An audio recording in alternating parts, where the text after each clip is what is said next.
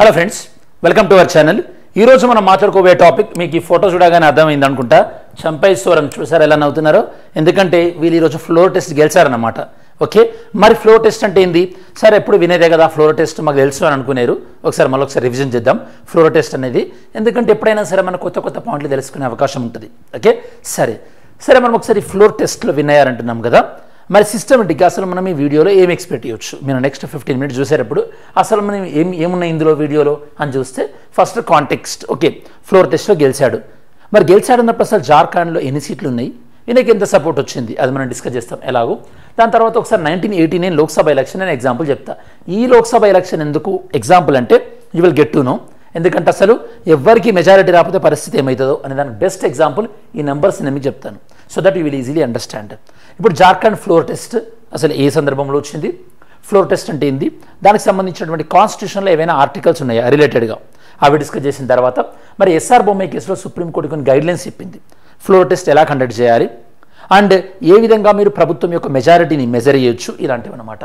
దాని తర్వాత how the governor can call for the floor test, governor ఎలా పిలవచ్చు అంటే మంత్రిమండలి సలహా ఇస్తేనైనా, లేదా తనంతట తానే ఫ్లోర్ టెస్ట్కి పిలవచ్చా, ఇట్లాంటివి. ఫైనల్గా నబం రెబియా కేసులో సుప్రీంకోర్టు ఏం చెప్పింది, ఇలాంటి డీటెయిల్స్ అన్ని కూడా మనం డిస్కస్ చేస్తాం. ఓకే, ఇప్పుడు మీకు సింపుల్ క్వశ్చన్, మీరు ఈజీగా ఆన్సర్ చేస్తారు.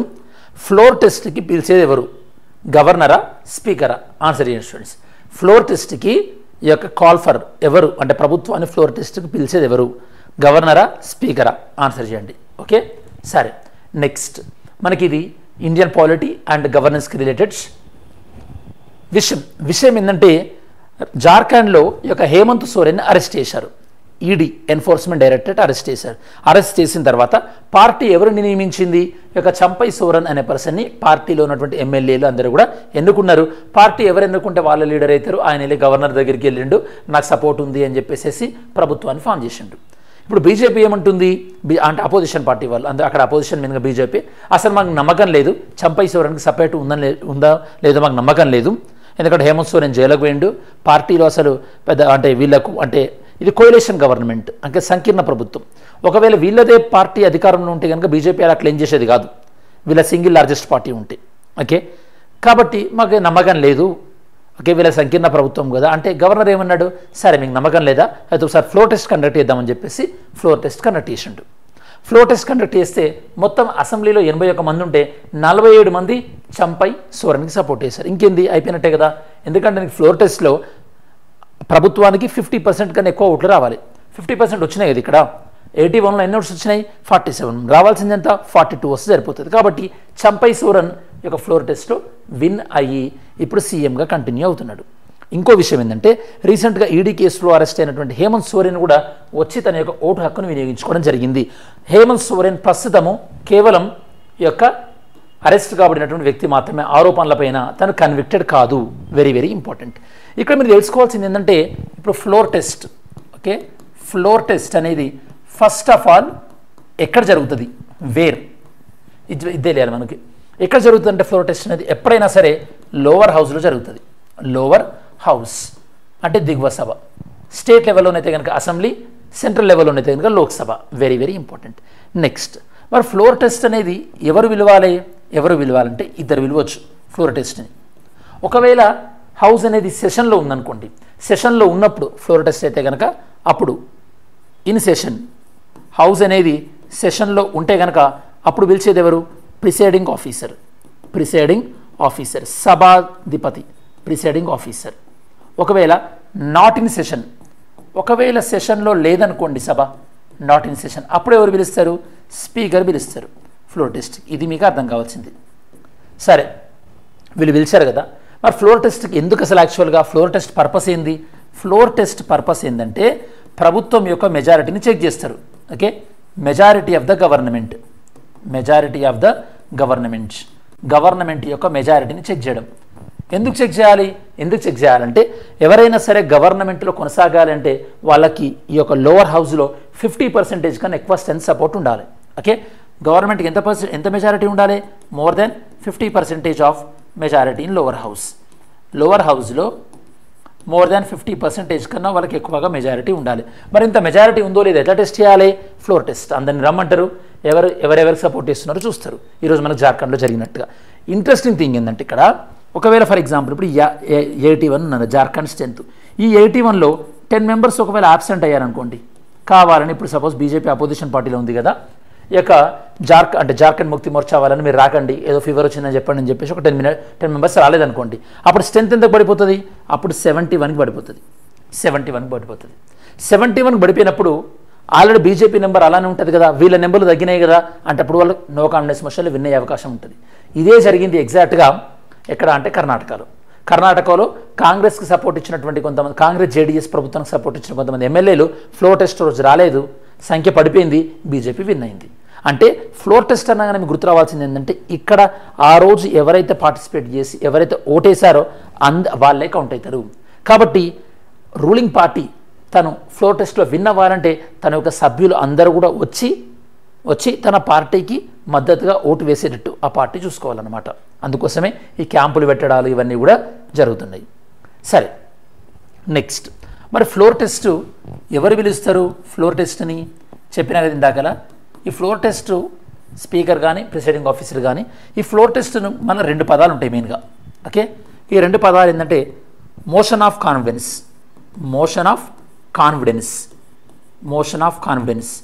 ఇంకొకటి ఏంటంటే నో కాన్ఫిడెన్స్ మోషన్, అవిశ్వాస తీర్మానం. ఓకే, నో కాన్ఫిడెన్స్ మోషన్ అనేది ఎప్పుడైనా సరే ఆల్వేస్ రిమెంబర్ అపోజిషన్ పార్టీ నుంచి వస్తుంది నో కాన్ఫిడెన్స్ మోషన్. అదే మనకి మోషన్ ఆఫ్ కాన్ఫిడెన్స్, మీ యొక్క బల పరీక్ష నిరూపించుకోండి అని చెప్పేసి అయితే గవర్నర్ లేదా రూలింగ్ పార్టీ వాళ్ళంతా వాళ్ళే మేము మా మెజారిటీ నిరూపించుకుంటాం చూడండి అని మనం ఒకసారి అరవింద్ కేజ్రీవాల్ యొక్క ఫ్లో టెస్ట్కి వెళ్ళాడు కదా రూలింగ్ పార్టీ. మామూలుగా అయితే కనుక మోషన్ ఆఫ్ కాన్ఫిడెన్స్ ఏమో నువ్వు విన్నవ్వాలి, నో కాన్ఫిడెన్స్ మోషన్ ఏమో నువ్వు ఓడించాలి. ఓకే, అంటే ఎందుకంటే అపోజిషన్ పార్టీ వాళ్ళు ఇంట్రడ్యూస్ చేస్తారు కాబట్టి. ఇన్ కేస్ మోషన్ ఆఫ్ కాన్ఫిడెన్స్లో నువ్వు విన్ అవ్వలేదనుకోండి, అప్పుడు ఏం చేయాలి? గవర్నమెంట్ రిజైన్ చేయాలి. ఎందుకంటే నీకు సపోర్ట్ లేనట్టే కదా హౌస్లో. అప్పుడు ఎవరైతే మరి చీఫ్ మినిస్టర్గా నెక్స్ట్ ఏ పార్టీ అని ఉంటే వాళ్ళు గవర్నమెంట్ ఫామ్ చేస్తారు. వాళ్ళు గవర్నమెంట్ ఫామ్ చేసిన తర్వాత వాళ్ళు కూడా వాళ్ళ యొక్క మెజారిటీని ఉంచుకోవాలి. వాళ్ళు ఫెయిల్ అయ్యారనుకోండి, అప్పుడు ఇంకెవరైనా ఇంట్రెస్ట్ ఉందని అడుగుతారు గవర్నర్. ఎవరికి ఇంట్రెస్ట్ లేదంటే సభ రద్దయిపోతుంది, మళ్ళీ ఎలక్షన్స్ కండక్ట్ అవుతాయి. Okay, very very important. సరే, ఇక్కడ ఒకసారి 1989 ఎలక్షన్స్లో ఏం జరిగిందో చూద్దాం. 1989 ఎలక్షన్ రిజల్ట్ ఇలా వచ్చింది. మామూలుగా లోక్సభలో మనకు సీట్లు ఎంత? 545. ఇందులో ప్రభుత్వం ఏర్పాటు చేయాలంటే మోర్ దాన్ 50% అంటే ఎన్ని సీట్లు రావాలి? 273 రావాలి. ఏ పార్టీకి వచ్చినాయి ఇక్కడ? ఏ పార్టీకి రాలేదు. మరి ఏ పార్టీకి రానప్పుడు ఏం చేస్తారంటే ప్రెసిడెంట్, ఈ సెంటర్ కాబట్టి ప్రెసిడెంట్ ఏం చేయాలి? సింగిల్ లార్జెస్ట్ పార్టీ అంటే ఏ పార్టీకి ఎక్కువ సీట్లు వచ్చినాయి ఆ పార్టీని గవర్నమెంట్ ఫామ్ చేయమనాలి. ఇక్కడ ఎవరు అన్నారు? కాంగ్రెస్కి ఎక్కువ సీట్లు వచ్చినాయి. వీళ్ళని ఏమన్నారు? మీరు గవర్నమెంట్ ఫామ్ చేయండి అని అన్నారు. మాకు ఇష్టం లేదని వాళ్ళు అన్నారు. నెక్స్ట్ సెకండ్ లార్జెస్ట్ ఎవరు? జనతాదళ్ గవర్నమెంట్ ఫామ్ చేసింది. ఇలా ఎప్పుడైనా సరే ఎన్నికల తర్వాత అంటే ఎన్నికలలో ఎవరికి క్లియర్ కట్ మెజారిటీ రాక ఎన్నికల తర్వాత కొంతమంది గ్రూప్గా వచ్చి గవర్నమెంట్ ఫామ్ అయినా అప్పుడు ఏం చేయాలంటే వాళ్ళ యొక్క మెజారిటీని మోషన్ ఆఫ్ కాన్ఫిడెన్స్లో ప్రూవ్ చేసుకోవాలి. ఇక్కడ జనతాదళకి 143 సీట్లు వచ్చినాయి. జనతాదళకి సపోర్ట్ ఇచ్చింది భారతీయ జనతా పార్టీ ఒకవైపు నుంచి, కమ్యూనిస్ట్ పార్టీ ఇంకోవైపు నుంచి. చరిత్రలో ఫస్ట్ టైం ఒక ప్రభుత్వానికి ఒకవైపు ఏమో కమ్యూనిస్టులు ఇంకోవైపు ఏమో బీజేపీ సపోర్ట్ ఇచ్చినట్టే అర్థం చేసుకోండి. అదే మనకి వీపీ సింగ్ ప్రభుత్వం. ఆ వీపీ సింగే ఏం చేసిండు? మనకి మండల్ కమిషన్ ఉంది కదా, మండల్ కమిషన్ రిపోర్ట్ని ఇంప్లిమెంట్ చేసింది వీపీ సింగే. మన గ్రూప్ 1 ఎగ్జామ్లో క్వశ్చన్ కూడా అడిగారు మనకి. సరే, ఇలా ఎప్పుడైనా సరే పోస్ట్ పోల్ అలియన్స్, ఒకవేళ ఫర్ ఎగ్జాంపుల్ ఎన్నికల ముందే జనతాదళ్, భారతీయ జనతా పార్టీ, కమ్యూనిస్ట్ వీళ్ళందరూ కలిసి ఈ యొక్క ఎన్నికల్లో పోయి ఈ నెంబర్స్ వచ్చినాయి అనుకోండి, అప్పుడు మళ్ళీ ఫ్లోర్ టెస్ట్ అవసరం లేదు. ఎందుకంటే వీళ్ళకు ఆల్రెడీ ఎన్నికల అంటే రిజల్ట్లనే వీళ్ళకి మ్యాండేట్ వచ్చింది కాబట్టి. నేను ఎన్నికల తర్వాత మీరు ఎవరైనా సంకీర్ణ ప్రభుత్వంగా ఏర్పడితే దాన్ని మీరు హౌస్లో చూపించుకోవాల్సినటువంటి అవసరం ఉంటుంది మీ యొక్క స్ట్రెంత్ని. ఓకే, దాన్ని మనం కోయలేషన్ గవర్నమెంట్. ఇక్కడ ఇంకొక విషయం ఏంటంటే నేను మీకు ఇదంతా కూడా ఎక్స్ప్లెయిన్ చేశాను, ఒకరికన్నా ఎక్కువ ఫామ్ అయితే ఏందని చెప్పేసి.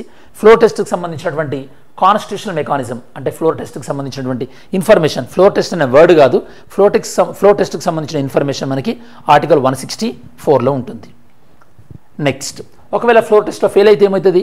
గవర్నమెంట్ రిజైన్ చేయాల్సి వస్తుంది. మరి ఫ్లోర్ టెస్ట్కి పిలిచేది ఎవరు? సెషన్లో ఉంటేనేమో స్పీకరు, సెషన్లో లేకపోతేనేమో గవర్నర్ పిలుస్తారు. ఎస్ఆర్ బొమ్మాయి కేసులో ఏం జరిగిందంటే గవర్నర్ ఏం చేసిందంటే రూలింగ్ పార్టీ వాళ్ళందరూ సీఎంని అడిగిండు ఏమని, నీకు ఎంతమంది ఎమ్మెల్యేల సపోర్ట్ ఉంది అంటే, మీరు ఫ్లో టెస్ట్ కండక్ట్ చేయండి నేను చూపిస్తాను అన్నాడు. అప్పుడు గవర్నర్ ఏమన్నాడు, నువ్వు రాజ్భవన్ తీసుకుని రావాలందని అన్నాడు. సో రాజ్భవన్ దగ్గర నీకు ఎక్కువ మంది సపోర్ట్ లేరు కదా, కాబట్టి నీ గవర్నమెంట్ ఫెయిల్ అని చెప్పేసి అసెంబ్లీని రద్దు చేసిండు.